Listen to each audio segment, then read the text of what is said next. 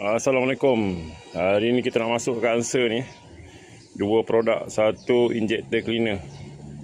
Injector cleaner dengan dia sekali lah saluran minyak. Lepas tu kita punya cair.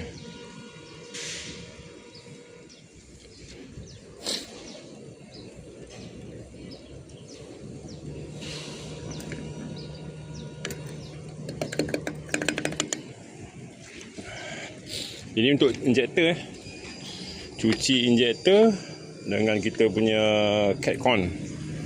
Yang ini untuk enjin. Korang boleh tengok dekat bag, dekat produk yang saya letak.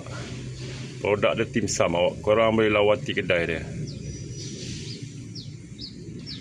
Yang ini saya dah pakai dekat Iswara Iswara dekat video ada, korang tengok video saya.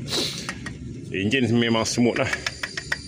Memang smooth. Tapi yang ini tak ada apa-apa pun.